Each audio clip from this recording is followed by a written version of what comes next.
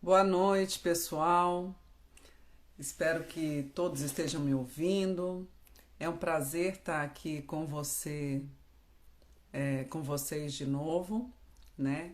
Essa noite a gente está aqui para iniciar um projeto que começou muito despretensiosamente, né?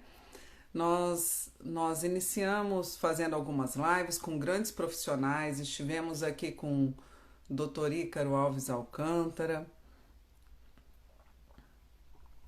Estivemos aqui com o Dr. João Paulo Ferreira Guimarães e hoje a gente tem o prazer, nós estruturamos. Ei, doutor Erasmo, boa noite. Boa noite, Leandra, doutora Leandra. Seja bem-vindo. Está me ouvindo bem? Estou ouvindo super bem. Ótimo. Está tudo certo. Eu estou aqui explicando para os nossos ouvintes, né, que nós começamos uma série de lives com vários profissionais incríveis e isso amadureceu e virou nosso projeto Chá com Especialistas, né? Nós chamamos de Chá com Especialistas porque a farmacotécnica tem a tradição de cultivar ervas medicinais, né? O senhor fez seu chá, doutor Erasmo? Fiz, está aqui. O que você está tomando aí? Olha aqui, estou tomando um chá de hortelã. Ah, que legal. Eu fiz uma misturinha hoje, né? Misturei hortelã com camomila, porque cultivados lá na farmacotécnica, na chácara, porque eu quero ter um sono tranquilo e também estimular minhas vias respiratórias, né? Então, vamos começar o nosso chá, né? Com especialistas. Doutor Erasmo é dermatologista, né, muito conceituado, um médico que a gente tem um carinho, um respeito e um reconhecimento muito grande por sua vida profissional. Eu queria que o senhor falasse um pouquinho sobre o seu trabalho cotidiano, contasse um pouco sobre você para a gente. Bom, então, uma boa noite a todos que estão nos assistindo. Muito obrigado por estar acompanhando a gente. Confesso que é a primeira vez que eu faço uma live, né? Já fiz outras gravações ao vivo, tal, mas assim, com esse montante, esse conteúdo todo, é a primeira vez. Então, me desculpem se eu tropeçar muitas vezes. Eu moro em Brasília já há 40 anos, sou dermatologista e sempre procurei ser uma vanguarda na dermatologia. E, graças a Deus, isso sempre fez uma diferença muito grande nos nossos tratamentos, para os nossos pacientes. Esses anos todos, eu fui o primeiro médico dermatologista em Brasília a fazer Botox e a ser aplicado Botox. Então, para vocês terem a ideia, da época só existia ditoxina botulínica ou Botox.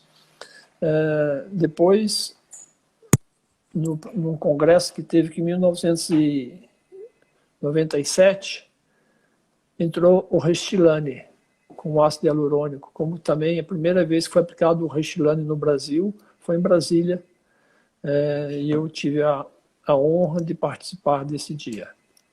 De forma que nós estamos sempre na vanguarda e buscando à frente, últimos anos no laser, com aparelhos de ponta, e agora, mais recentemente, eu tenho buscado alguma coisa, doutora Leandra, com os produtos veganos, orgânicos, né? E isso tem me entusiasmado muito. Então, ultimamente, essa área dos cremes orgânicos, muita alergia que as pessoas sentem, muitas sensibilidade na pele, então isso traz para a gente uma tranquilidade muito grande, né? E de forma que eu acredito que muita coisa ainda vai mudar, principalmente para a dermatocosmética, nessa área dos produtos orgânicos. E, ultimamente, a gente tem trabalhado bastante com isso. Que bacana, a gente vai falar bastante sobre isso. Hoje a nossa conversa é sobre hidratação, né? Hidratação da pele, tá? Nossa umidade do ar já está caindo. Brasília tem essa característica, né, de a gente ter um clima seco com muito baixa umidade, mas em todo o país, quando as temperaturas começam a baixar nessa época do ano, a gente tem uma perda do nível de água na atmosfera. E isso interfere diretamente na nossa pele, né? Então, doutor Erasmo, eu queria que o senhor comentasse aí para quem está nos assistindo, por que o dermatologista prestigia muito os produtos hidratantes, né? E qual é a importância da hidratação da pele? Qual a função? Como que isso acontece? Bem, primeiro, a principal hidratação, né, ela é a oral, aquilo que a gente ingere de líquido de água. Essa é a fundamental, é a mais importante. A hidratação por cosméticos, ela é importante, mas não adianta você hidratar a pele externamente se você não está tomando água adequadamente. Então, é fundamental. Nós não conseguimos viver sem tomar água, sem sol, né, sem oxigênio. Então, são vitais, né? Você consegue ficar 20 dias sem passar um creme, mas não consegue ficar 20 dias sem tomar água. Então, depende. mas é uma verdade. Então, o líquido ele é muito importante para a hidratação. Então, começa daí da vitalidade, da necessidade de você ingerir água. E tem segredos, tem águas mais alcalinas, menos alcalinas, mais básicas. Então, também na área de você ingerir água, a água por si só, ela também tem seus segredos para você tomá-la. A hidratação, de um modo geral, ela é feita através de alguns produtos, né? O que acontece, primeiro é o seguinte, que quando como a gente está começando agora um ciclo de ressecamento, que a chuva parece que vai parar de vez agora, então começa a cair a umidade do ar. Começa a cair, vou falar para nós do centro-oeste, né?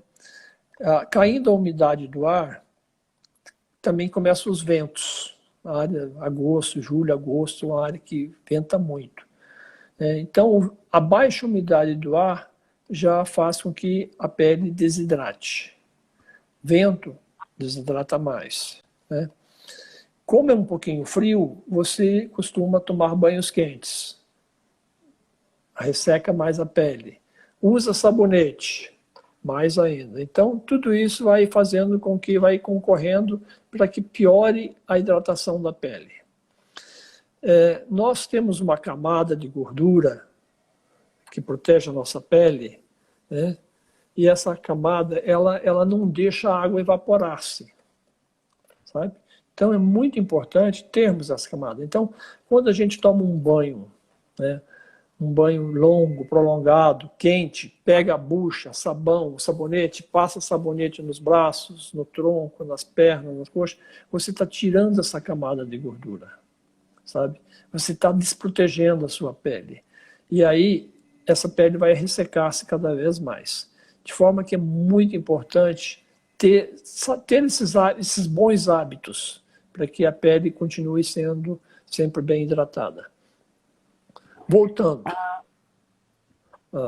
A pele hidratada, ela tem que ser hidratada com produtos que, primeiro, transfixe essa camada gordurosa que eu falei, penetre na epiderme, penetre na membrana basal da pele, para penetrar na derme e assim por diante. Hoje existem diversos produtos que ajudam a carrear essas hidratações. Então, é muito importante a gente saber que a pele hidratada, ela começa de fora para dentro, no sentido de que ela vai absorver. E aí é muito importante você saber usar o que usar, porque você tem que usar produtos que, além de hidratar a pele, faça com que essa pele fique mais brilhante, mais bonita, mais sedosa, mais aveludada, né? Por outro lado, a hidratação tem segredos também. Você não pode passar um creme da face na perna, ou vice-versa, da perna na face, porque a face ela é uma área super gordurosa, ela tem milhares de glândulas sebáceas, então a nossa pele da face ela é uma pele que tem que ser tratada de forma diferente do que uma perna, porque a perna, um braço, por exemplo, não tem essas glândulas sebáceas. Ô, doutor Erasmo, a gente sempre vale lembrar que a pele é um órgão vivo, né? É o maior órgão do nosso corpo, ele cobre toda a extensão. É um órgão que se renova praticamente a cada 7 a 14 dias, né? E a função da hidratação, ela permite que essa pele persista em melhores condições ao longo do tempo, né? Então, quando nós iniciamos, eu trabalho há muitos anos nessa área, né? E quando os primeiros equipamentos de medição de pele chegaram ao Brasil, nós tivemos a oportunidade de experimentar e trabalhar isso até no desenvolvimento dos produtos da farmacotécnica. E o que a gente observava? Que às vezes um veículo, um creme, a parte em que não tem ativos, que estivesse bem formulado, por si só, ele já era capaz de favorecer uma boa estrutura, uma boa aparência e evitar um envelhecimento precoce, por exemplo, né? Eu vejo que em outras áreas, em outros campos da sua atuação, como dermatologista, a hidratação também contribui para melhorar toda a saúde dessa pele, né? É verdade. Um pouco para a gente da relação entre uma pele desidratada e algumas doenças que podem acometer a pele. Existem várias doenças, né? A ictiose, por exemplo, é uma das principais, que resseca muito a pele fica, ela racha, ela fica, às vezes, como se fosse assim uma escama de peixe, ou às vezes como se fosse assim um terreno super seco, rachado. A pele faz a mesma coisa, ela perde elasticidade, né? A pele perdendo a elasticidade, ela perde também a recuperação dela. Então, o que acontece? Vamos pensar alto aqui. As pessoas, a partir dos 35 anos, 33, 35 anos, elas perdem 1% de colágeno ao ano, até os 45 anos. Depois aumenta essa porcentagem, sabe? Então, veja bem, por que perde o colágeno? Por vários motivos, por fatores genéticos, fatores solares, né? Mas também a hidratação. Se a pele estiver bem hidratada, ela consegue estimular a produção de um colágeno superficial e que pode ajudar a melhorar essa pele. Então, tem muitas pessoas que muitas das vezes dizem que só usam hidratante mais simples, mas que a pele está bonita, porque sempre usou e tornou aquilo um hábito. Então, a hidratação tem que ser tornada um hábito, doutora Leandra, porque nós estamos, se veja, voltando ao assunto do tempo agora, estamos no vento, no frio, né, tomando banho quente, quer dizer, é tudo que a pele não pode fazer. Então, a gente tem que estar sempre bem antenado nisto. Tá certo. E, doutor Erasmo, como funciona? O senhor comentou um pouco sobre as diferenças entre as partes do corpo, né? Vamos pegar esse gancho. A pele da face tem uma necessidade de hidratação diferente, a pele do corpo, tem alguma região do corpo que precisa de uma carga de hidratação diferente? Conta um pouquinho para a gente sobre isso. Primeiro, se você usar um creme, vamos falar assim, super caro, super bonito, embalagem bonita, nas pernas, nos braços, por exemplo, depois você vai ver que depois de algumas horas, esse creme, ou alguns minutos às vezes até, esse creme desaparece, ele evapora, pum, evaporou. Parece que a pele volta a ficar seca. O que acontece, na verdade? nessa área dos braços, no tronco, nas coxas, nas pernas, como eu disse que a gente não tem glândula sebácea, a produção, aquele manto lipídico nosso, ele é mais suave, ele é o mais escasso, né? E aí, se você usar um creme hidratante que não tenha um pouco de ceramida, um pouquinho de glicerina, coisa assim, para proteger a pele. Não adianta você hidratar a pele. Você tem que hidratá-la e protegê-la. De forma que, quando você passa o hidratante, vai, tipo assim, formar uma camada lipídica naquela pele, para não deixar a pele desidratar ainda mais. Tá entendendo? Quer dizer, então é muito importante fazer isso. Esse mesmo creme não dá para usar na face. Por que não dá para usar na face? Porque se você for usar na face, você vai deixar essa pele super oleosa, vai, enfim, ao caos. Então, por isso que existem cremes diferentes. Por outro lado, nas plantas e nas mãos, nas palmas, é uma pele totalmente ressecada, que você tem que usar um outro tipo de creme, um hidratante mais forte, mais assim, concentrado, para que você consiga realmente, porque você tem que amolecer a palma, amolecer aquela ceratose que forma nos bordos dos pés e que racham os pés. Então, é um creme diferente. Então, para as mãos e pés, um creme, para o corpo, outro creme, para a face, outro creme. A face, ela pode ser... Vamos lá, doutora. A pele, principalmente da face, ela pode ser hidratada e normal. Ela pode ser hidratada e oleosa. Ela pode ser desidratada e oleosa. Então, são coisas diferentes, entendeu? Às vezes a pessoa acha que está com a pele oleosa, cebosa, e acha que está hidratada, e não está, entende? Aí que está o gancho, entende? A pele, ela tem que ser hidratada, tanto aquilo que eu falei internamente, oralmente, mas também por fora, mas também você tem que ver até onde que está ou não essa oleosidade está atrapalhando. Certo. Então, se a gente pudesse resumir, o ideal seria ter um produto que atendesse face e pescoço, um produto para o restante do corpo e um produto ainda diferenciado para a palma das mãos e planta dos pés. Correto. Correto? Okay. Isso aí. E na face você tem para face hidratada, para pele oleosa, para pele normal. Quer dizer, então aí na face a coisa complica um pouco mais. Então, vamos falar especificamente da face, porque antes da live nós fizemos algumas perguntas, né? E as pessoas gostariam de saber mais sobre hidratação facial, tá? Começa diferenciando um hidratante da face pelos tipos de pele, né? As pessoas conhecem 3 tipos básicos, né? A pele oleosa, a pele alípica ou seca e a pele normal e também a pele mista, né?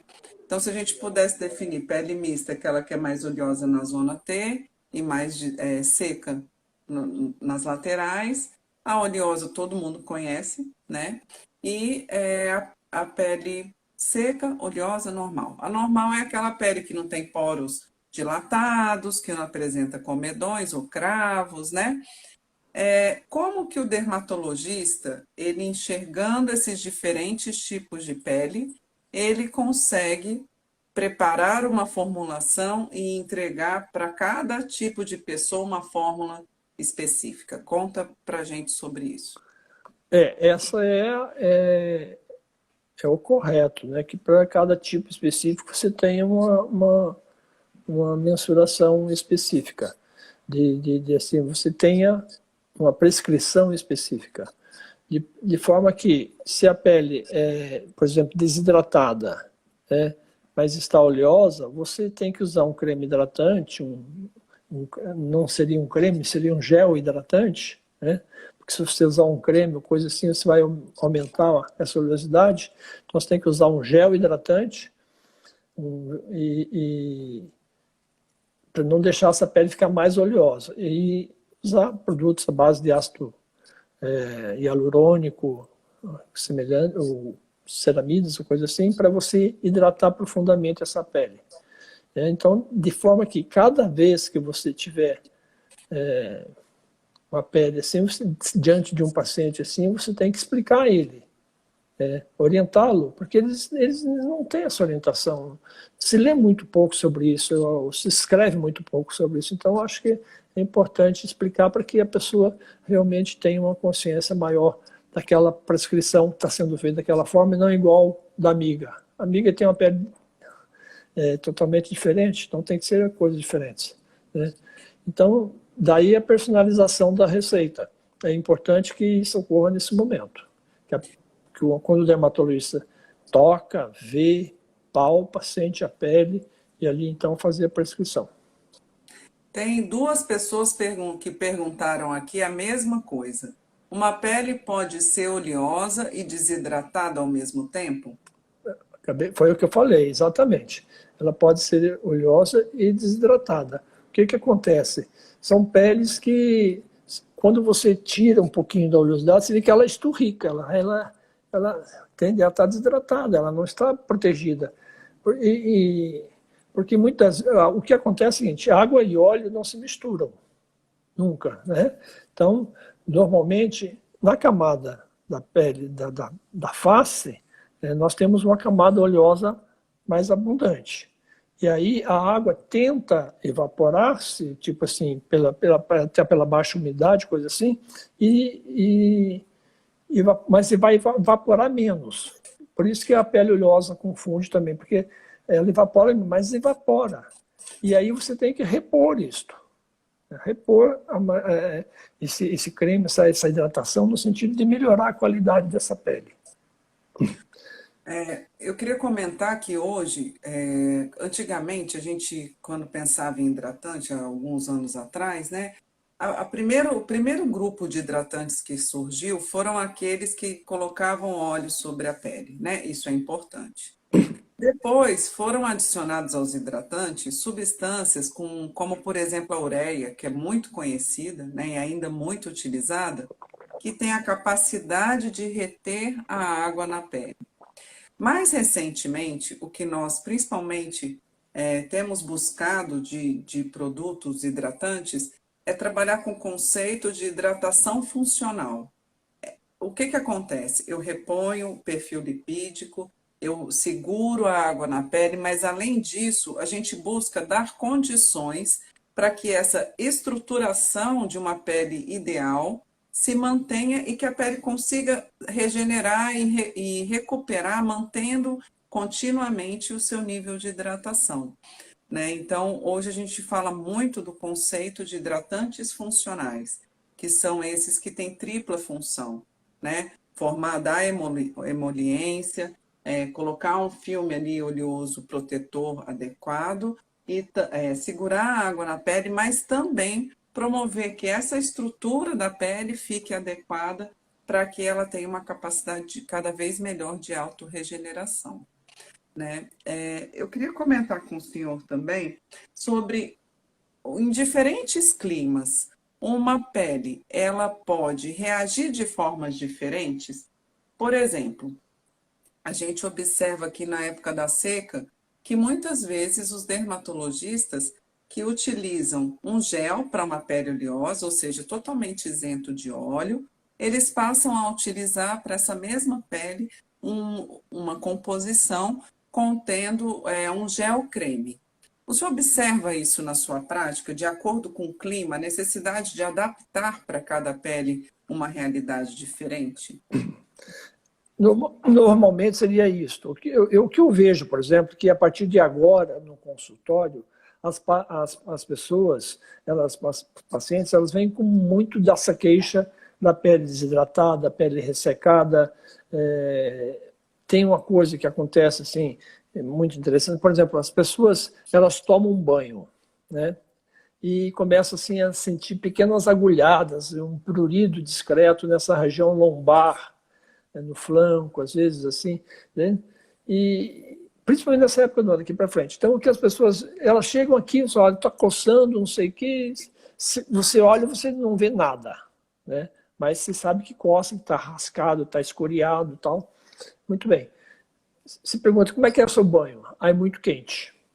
Eu gosto de banho quente, passo sabonete, ixi, adoro, 2 vezes, né?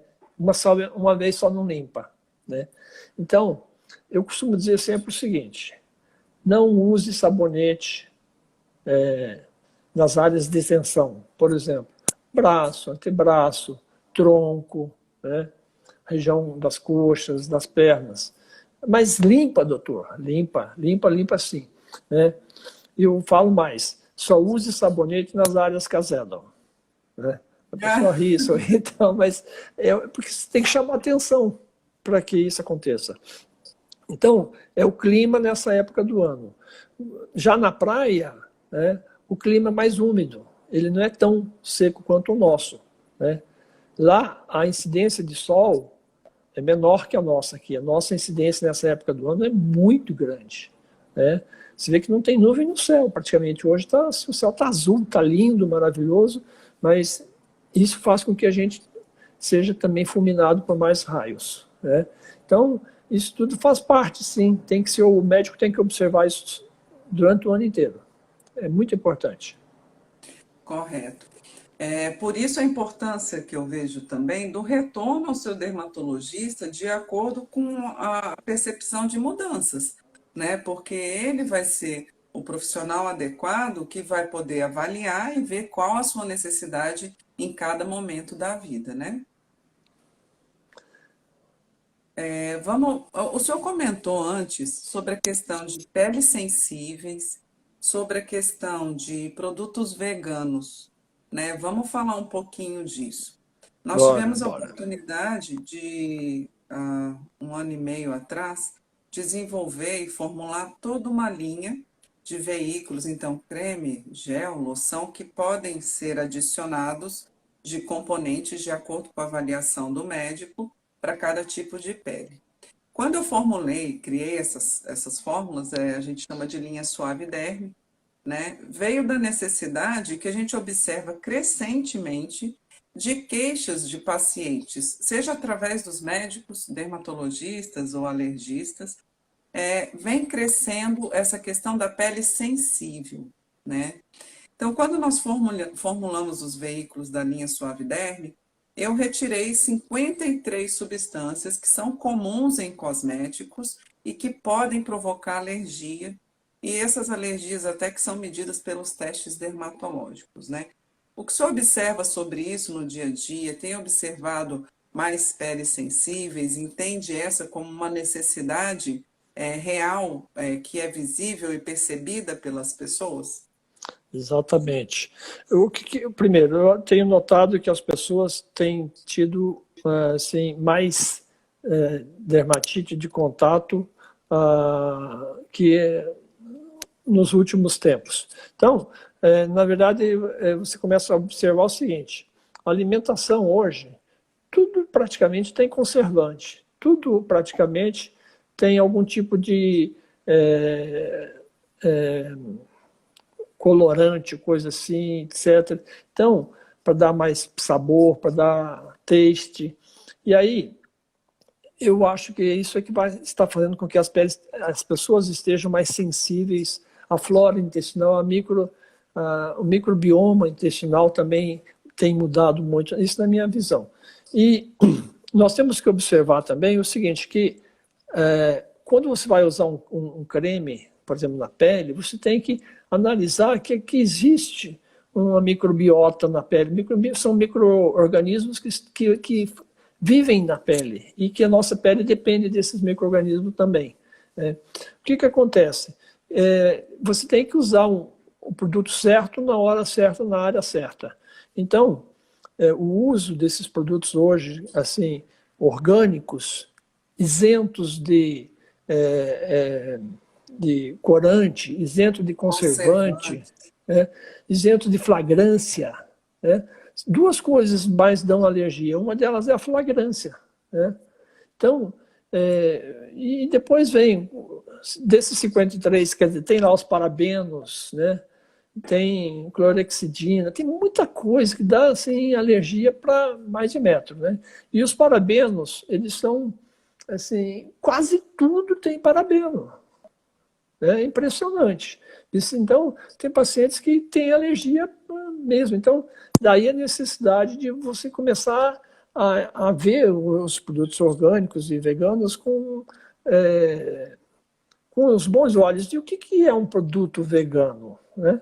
É como um alimento vegano, ele é isento, ele não tem olho, nada ali tem olho, quer dizer, não pode ser um produto que tenha derivado de animal, né? Tem que ser vegetal mesmo, né? E a nossa diversidade, né, de produtos no Brasil e no mundo, quer dizer, no Brasil mais que nenhum, é muito grande, e aí a gente tem que aproveitar isso e tirar proveito disso mesmo. E eu acho que quando a farmacotécnica começou a mexer com ervas medicinais alguns anos atrás, eu mesmo olhei assim, será que isso vai dar certo? Né? E a gente vê que é um sucesso já há muitos anos. Então, na área do cosmético hoje, e como você falou, né, eu conheci muitas fórmulas que você mesmo as apresentou, me fizeram a diferença. Né? Por quê? Porque, imagine, se a pessoa quer usar um corticoide e que tem alergia, né, a corticoide, né? Então não pode usar. Você tem produtos hoje veganos que dá para usar e com uma assim, ação muito boa, né? Mesmo nas dermatites atópicas, por exemplo, que você às vezes você não quer usar um corticoide, você vai em frente, entende? Com esses veganos e o resultado é muito bom. Muito A satisfeito. gente, a gente quando está aqui do outro lado, né, no balcão, então algumas vezes nós temos a oportunidade de termos uma interação com os pacientes de vocês, né? Então, inúmeros casos, por incrível que pareça, de pacientes que são alérgicos a corticoides e que quando o médico escolheu usar um Tormerazem, que é um corticoide-like, ou seja, ele é um produto natural extraído do açafrão, que tem uma ação semelhante a um corticoide, mas que o uso crônico dele não traz os prejuízos do corticoide. Então, que quando começou a utilizar corticoide-like, conseguiu controlar sua condição de pele de forma favorável e adequada e, e sem ter os efeitos indesejáveis do corticoide, né? Porque eles são necessários em alguns momentos, mas não para uso crônico, não para uso prolongado, né? Então a gente vê isso na prática, de o médico alterar, por exemplo, mudar um veículo, né? Utilizava um determinado creme e a pessoa apresentava alergia, sensibilidade, e quando trocou o veículo por uma loção, por exemplo, da linha Suave Derme, isso desapareceu. Porque o outro produto continha ali os parabenos que o senhor citou, que são muito questionados, outros conservantes, como, por exemplo, a imidazolidinilureia. São nomes grandes e difíceis de identificar, às vezes, no rótulo, né? Mas os produtos mais simples são uma tendência hoje. Porque, imagina, uma mulher, a gente chega a usar até 12 produtos, um por cima do outro, né? O acesso a cosméticos vem aumentando também. Então, a gente precisa tornar o menos mais, né? Para poder beneficiar os pacientes. E assim, a gente tomou essa iniciativa porque vinha percebendo cada vez mais essa queixa e agravos de saúde provocados por uso de produtos que continham componentes demais e que a gente consegue ajudar aí o dermatologista, o alergista, a criar uma formulação bem específica para aquele paciente que tem sensibilidade ou que tem alergias, né? Nós temos duas perguntas aqui que foram bem interessantes, viu, doutor Erasmo? Uma delas foi se um produto para a área dos olhos tem que ser diferente de um produto para o restante da face. O senhor me diz a respeito disso?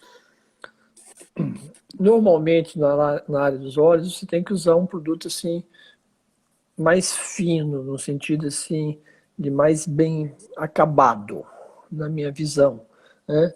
Já na face, ele pode ser menos fino, menos bem acabado como este. Porque essa área dos olhos, tanto das pálpebras superiores como inferiores, primeiro que essa circulação aqui ela é muito devagar, é muito lenta a circulação aqui, nesses vasinhos que a gente às vezes os vê. E esses vasinhos, eles não têm válvulas, como tem as veias, por exemplo, das pernas, que é que o sangue vai passando na válvula para não voltar, né? E aqui não tem isso. Então, essa área é uma área que a circulação é extensa, é grande, mas ela é muito lenta. Então, você tem que usar produtos que eles sejam absorvidos, que hidratem a pele, que melhore, estimule o colágeno, coisa assim, mas não deve ser grosseiro, porque senão vai irritar a pele, vai deixar a pele irritada e pálpebra irritada, coça o olho, complica mais ainda. Então, para mim, nessa área é uma área que tem que ter um cuidado nesse sentido. Dá para você usar o creme do olho na face, mas não é todo o creme da face que se pode usar no olho. Essa é a minha visão. Isso foi ótimo, foi uma ótima explicação, né? A gente, quando formula um produto para a área dos olhos, né? Se a gente observar, as pessoas, quando a pele está seca, onde resseca primeiro, né? Aqui em volta dos olhos. Então, você sorri e marca, né? São as primeiras linhas, eu acho que aparece testa e aqui. Mas essa região, por um outro lado, quando a gente formula, né, um creme para tratar essa região, ele tem que realmente ser muito delicado, muito fino, muito bem elaborado, e ele tem que ter um conteúdo lipídico um pouquinho maior do que, por exemplo, um produto que vai ser usado no restante da face, né? Então, a gente tem esse cuidado ao criar esses produtos. Deixa eu fazer outra pergunta aqui. Doutor Erasmo, se o senhor puder me avisar, ou alguém puder avisar quando estiver faltando uns 10 minutinhos, gente, eu agradeço, tá? A outra pergunta achei de extrema importância. A pessoa perguntou: a microbiota intestinal tem correlação com o melasma? É uma boa pergunta. Confesso para você que eu estou convencido que tem, sabe? Tenho feito alguns trabalhos que ainda não apresentei, tenho feito alguns estudos que ainda não os apresentei, mas na minha visão hoje, tem tudo a ver. O melasma tem um monte de trabalho saindo mostrando a influência da microbiota intestinal no melasma. Então, é possível já se preparar, modular esse intestino, né? Intestino em qualquer área da saúde que a gente converse vai aparecer. Nós tivemos uma live outro dia que a gente falou bastante de intestino, né? E eu sei que na dermatologia o senhor tem estudado muito esse assunto, né, doutor Erasmo? Eu tenho me preocupado, procurado ver, assim, tentado, porque se existe uma pessoa que tem experiência em melasma em Brasília, um desses sou eu, sabe? Assim, né? Então, mas eu ficar muito frustrado, fico às vezes muito frustrado, às vezes, porque você faz o máximo e o máximo ainda é pouco, e aí então eu comecei a buscar outras alternativas, sabe? E estou,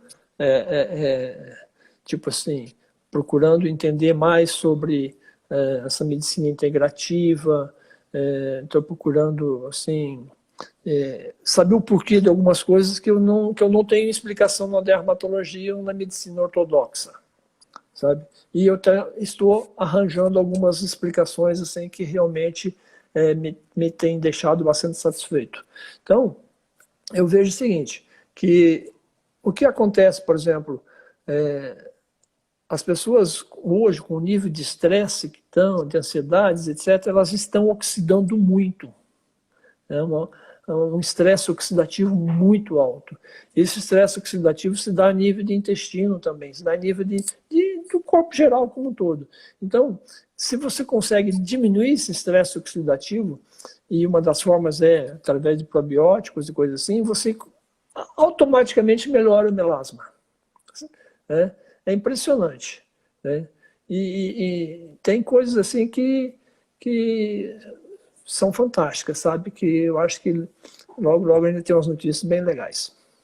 Tem gente aqui que diz que já queremos live de melasma. Essa vai bombar, né, doutora? Melasma é um assunto grande e que afeta muitas Grande, pessoas. desafiante. Vamos voltar para a hidratação aqui. Outra coisa que eu gostaria muito de saber a sua opinião.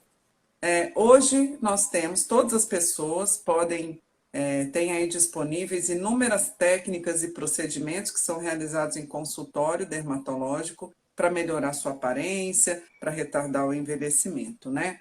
Qual o papel da hidratação, né, na eficácia e na manutenção dos resultados dos procedimentos? Bom, primeiro eu tenho que ser bem sincero.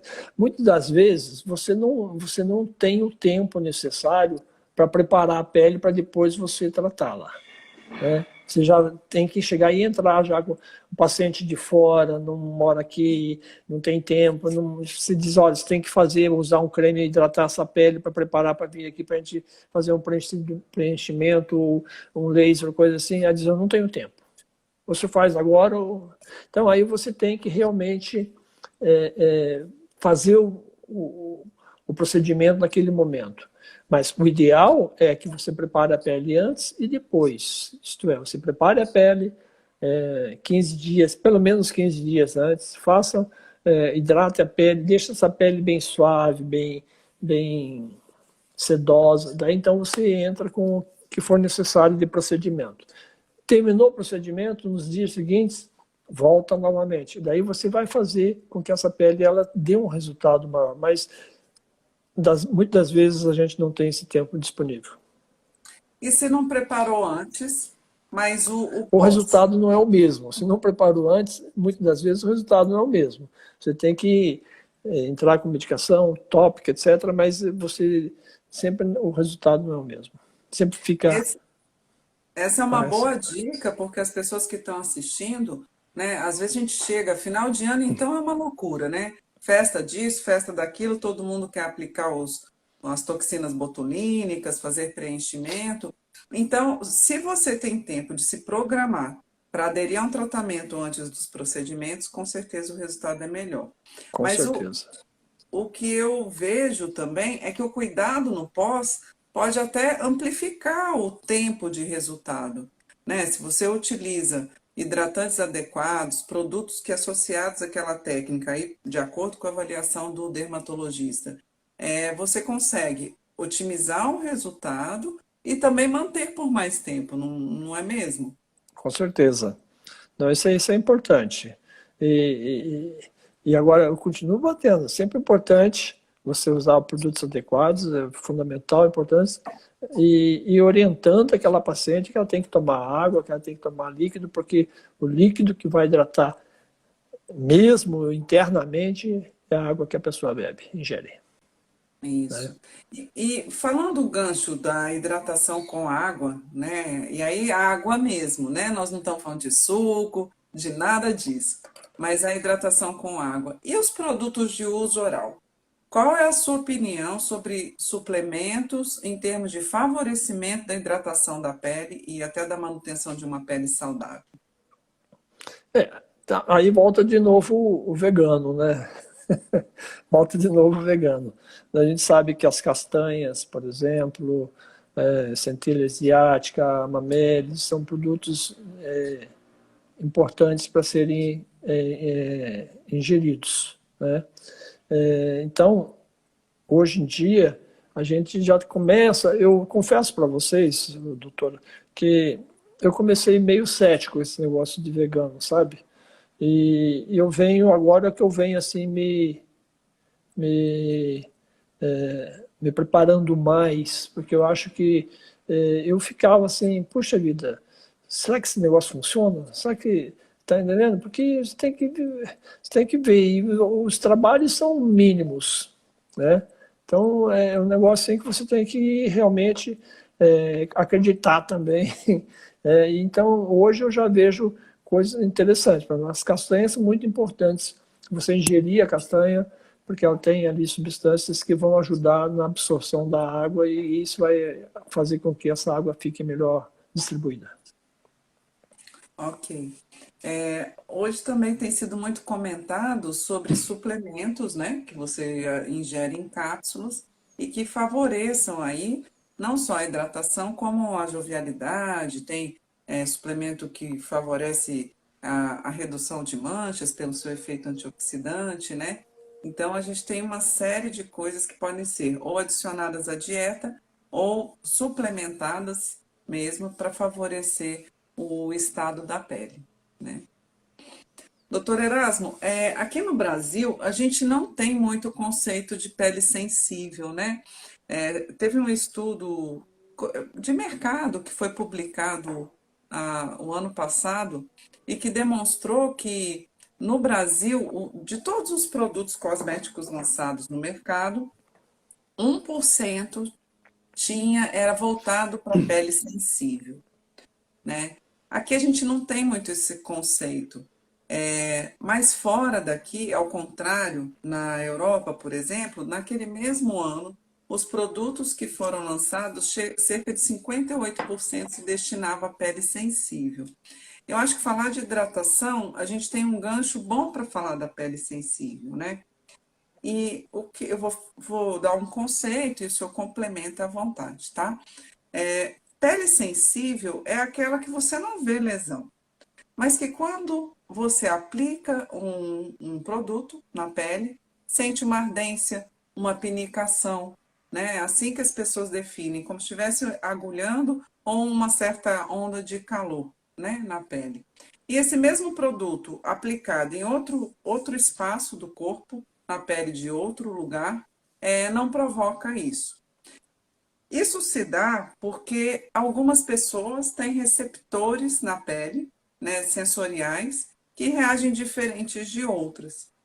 E o senhor vê isso no consultório? As pessoas se queixam dessa condição? Ou será que o brasileiro não tem tanto pele sensível? Como o senhor enxerga isso? Negativo, acho que tem sim. É lógico que não é todo dia, mas a gente vê isso com bastante rotina. A gente vê isso assim, essas queixas, principalmente quando a gente usa alguns produtos na face e as pacientes depois vêm dizer, olha, esse produto me irritou, coçou, ardeu, queimou. E você faz um teste no braço, não dá nada, né? Então você faz, então vamos fazer aqui no braço para ver. Então você vai ver que realmente não tem nada a ver. Então, mas você vai ver que é uma pele sensível. O que acontece é que, principalmente, os atópicos, eles têm uma sensibilidade maior na pele, por natureza, por constituição dessa pele. E os atópicos, por si só, eles têm uma sensibilidade e uma hipersensibilidade a alguns aptenos, que são substâncias alergênicas, né? Então, são esses aptenos que podem causar esses problemas sem ser uma dermatite de contato. Não é uma dermatite de contato. A hipersensibilidade da pele que faz isso de fato ocorrer. E aí, volta aquele assunto que a gente já conversou, né? A importância de você usar produtos orgânicos que você vai fazer com que não vai usar nenhum produto à base de parabeno, coisa assim. Então, isso já vai deixando essa pele muito mais suave e menos irritada e menos sensível possível. Certo. Essa que é a minha visão.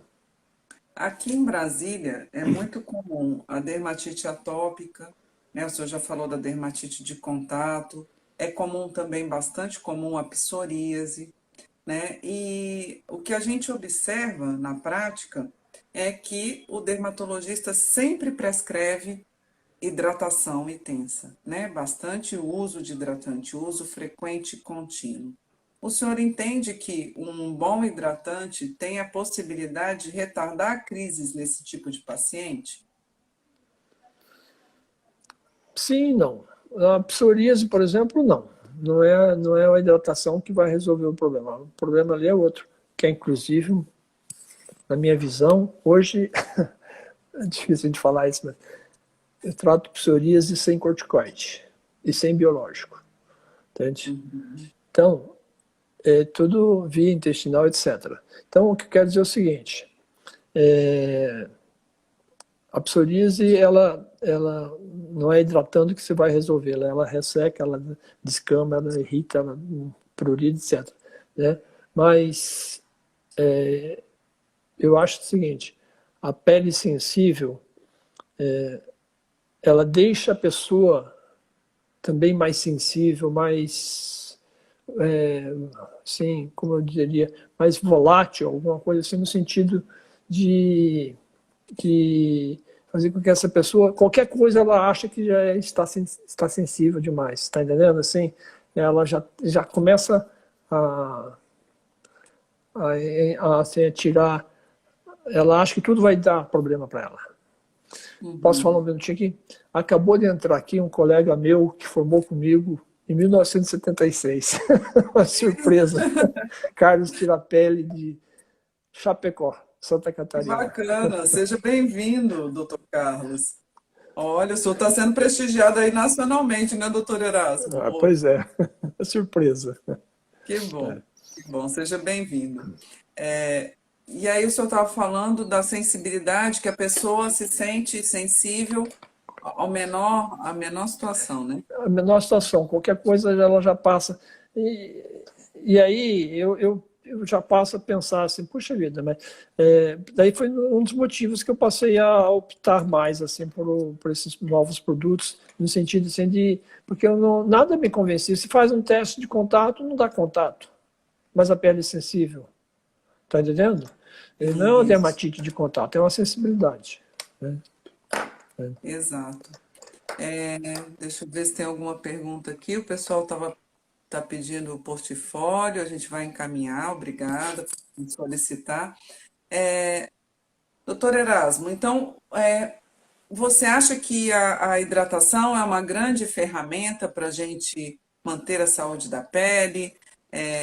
Que importância que isso tem? O que a falta desse mecanismo adequado pode causar?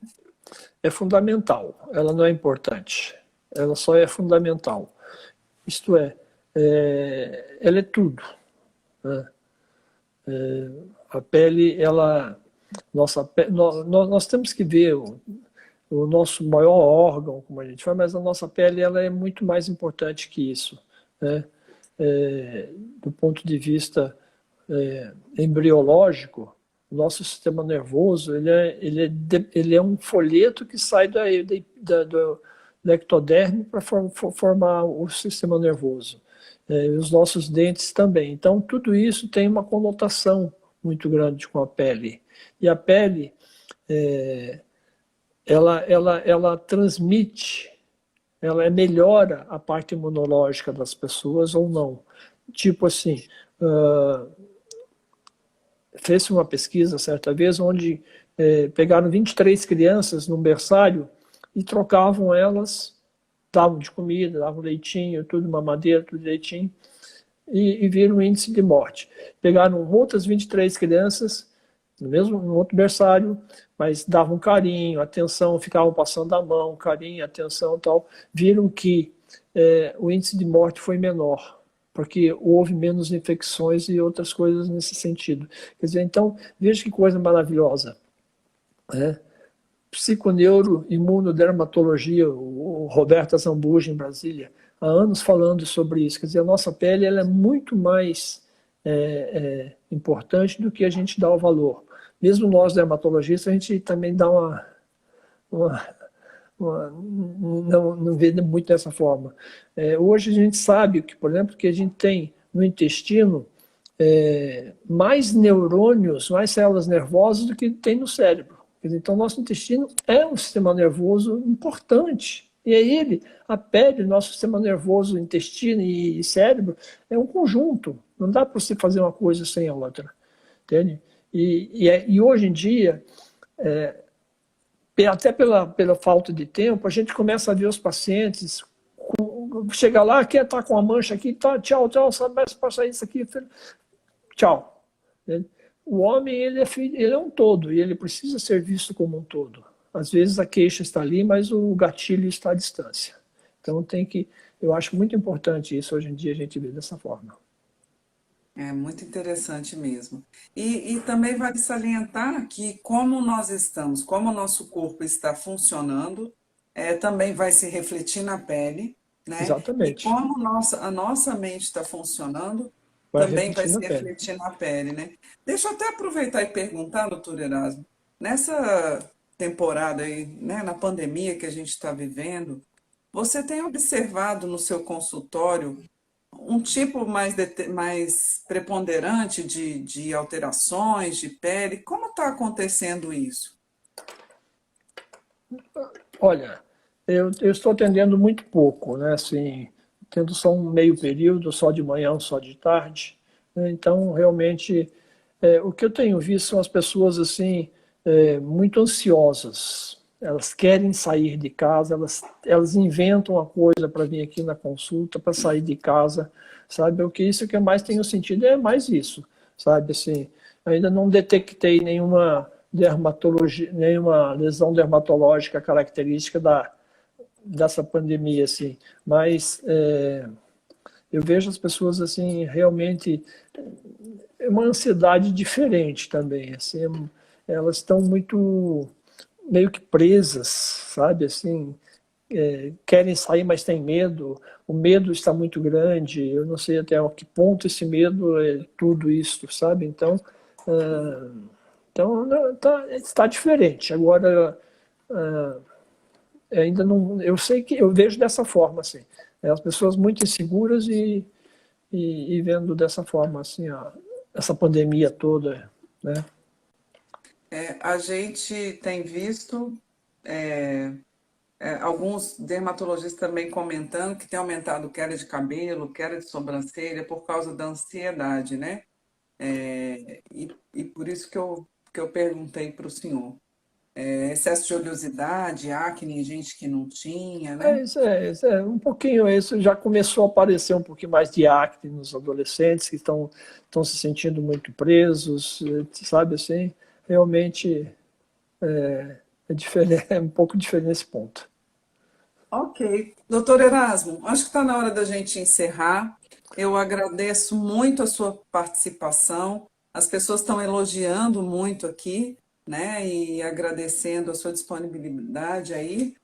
Vamos fazer um brinde aqui com o nosso chá. Saúde, viva lá. Saúde. Saúde. Muito, muito obrigada. Bebam A gente vai bastante deixar. água.